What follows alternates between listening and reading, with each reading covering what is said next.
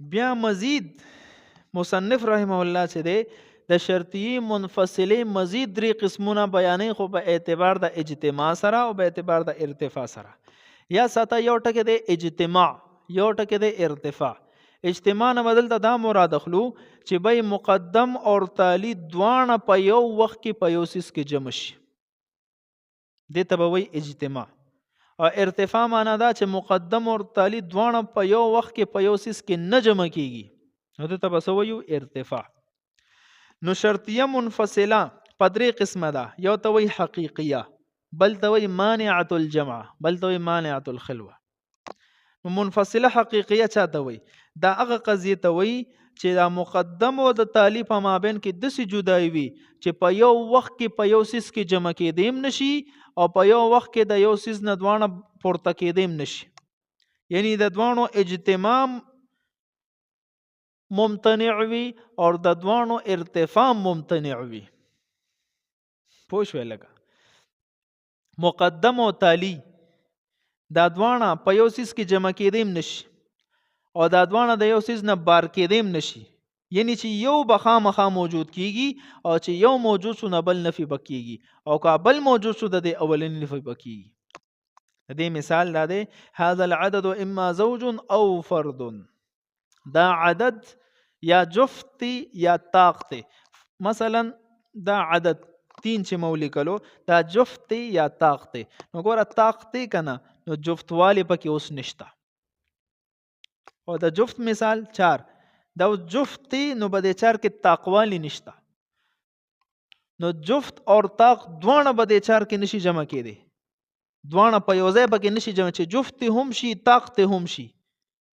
او داسې هم نشي کېدی چې نه د جفت شي او نه د طاق شي، داسې هم نشي کېدی. بلکې څنګه به کېږي چې جفت ورته وویلو نو طاق والی ته لاړو ووتو، او 3 ته د طاق وویلو نو جفت والی ته ووتو. نو دې ته وایي قضیه منفصله حقیقیه. حقیقي طور سره د مقدم او تالی په مابین کې اختلاف وي، حقیقتا دوانه نشي جمع کېدی. د دې مثال شته قرآن عظیم الشان کې: انا هدیناه السبیل اما شاکرا و اما کفورا. الله رب العزت فرمایي مونږ دې ته هدایت وکړو د نیغې لارې، یا خو به شکر گزار شي او یا به ناشکر شي، کفر به اختیار کړي. وګوره شکر گزاري اور ناشکری دا د دوانو یو بل ضد دی، حقیقتا د دې په مابین کې تضاد دی. نو کو شکر داسې نشي کېدی چې یو انسان د شکر گزار هم شي ناشکر دی هم شي په یو وخت کې، او داسې هم نشي کېدی چې په یو وخت کې د یو سړی ناشکر هم نه وي او شکر گزار دی هم نه وي، داسې هم نشي کېدی. بلکې کو شکر گزاری موجود شوا ناشکری نفي، او کو ناشکری موجود شوا نو شکر گزاری نفي. داسې قسم قضیه ته به څه وایو ځوانه؟ دې ته به وایو قضیه منفصله حقیقیه. بل مثال هم شته: ربکم اعلم بکم، ستاسو رب پتا څخه عالم دی. ای یشأ یرحمکم او ای یشأ یعذبکم، کو اغواړي در باندې به رحم وکي، کو اغواړي در لبا عذاب درکي.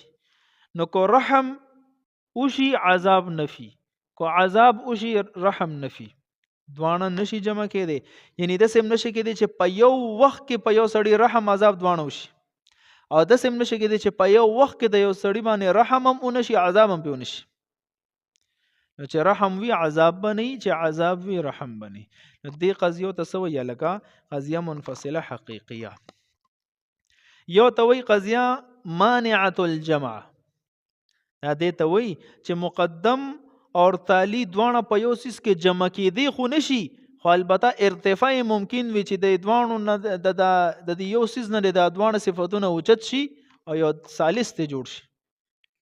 نو دې ته وایي مانعه الجمع. نو داسې ویلی شي چې د مقدم او د تالی اجتماع ممتنع وي، ارتفاع ممکن وي، داسې تعبیر هم کولی شي.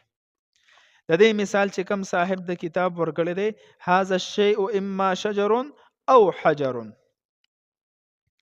نو دا سیز به یا شجر وی ونه، یا حجر به وی کاڼی. نو یو سیز شجر اور حجر نشي کېدی. مثلا ونه ده او ما ویل هذا الشیء اما شجر او حجر، نو چې دا شجر ولر ثابت شو نو حجریت ته پخپل نفي یا کانه د مول چې هاذا الشيء اما شجر او حجر نو چې حجریت ثابت شو شجریت پخپل نفي صحیح شو. نو دواړه خو په یو سیس کې نشي جمع کېدی خو داسې سیزونه شته په دنیا کې چې دا دواړه ته وزي. مثلا دا قلم دی موبل هذا الشيء اما شجر او حجر دا قلم چې دا یا شجر دی یا حجر دی نو ګوره شجر هم نه دی حجر هم نه دی یو ثالث دی دریم چې د تویل کېږي قلم پوه شوې نو د دواړو اجتماع ممتنع ده خو ارتفاع ممکن ده. ګوره شجریت حجریت دواړه ته مرتفع شو ثالث پاتې شو. صحیح شو. قرآن عظیم الشان کې د دې مثال شته. مثلا د قسم د کفاره متعلق الله رب العزت فرمایي فکفارته اطعام 10 مساکین من اوسط ما تطعمون اهلیکم او کسوتهم او تحریر رقبه. کفاره د قسم دادا چې لسو مسکینانو ته طعام ورکې یا بجی کپڑے والا ورکې او یا به یو غلام آزاد کې. نو اوس ګوره بطور کفاره انسان د درې سيزونه نشي جمع کولی چې به لس مسکینانو ته طعام هم ورکی لسو مسکینانو ته کپڑے هم ورکی او ورسره غلام هم آزاد کی. نو بطور کفاره دا درې وانه جمع کولی نشي به د درې وانو کې به یو کوي چې یو یې موکله بس قسم نه فارغ شو کفاره نه فارغ شو. نو د دې درې وانو سيزونو اجتماع نه ممتنع ده ممتنع ده درې وانه باندې جمع کی.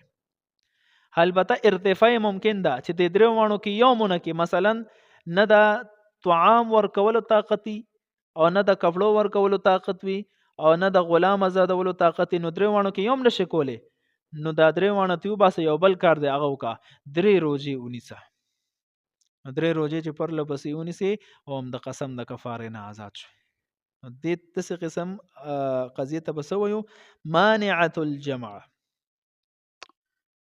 او درېمه قضیه چې مانعه الخلوه ده چې د مقدم او د تالی په یو سیس کې جمع کېدل ممکن وي خو ارتفاع ممتنع وي چې دا دوانو نه دي دا دوانو صفاتونه د یو شخص نه اوزي داسې نشي کېدی جمع کېدی شي. صاحب کتاب وای زید فی البحر و اما الا یغرق. زید په سمندر کې دی په اوبو کې دی دریاب کې و اما الا یغرق او یا د غرق یعنی ډوب نشي. نو ګور اوس داسې نشي ممکن نه ده چې زید د په بحر کې نه په اوچه باندې دی وي او ډوب دي شي داسې نشي کېدی. ټیک شو.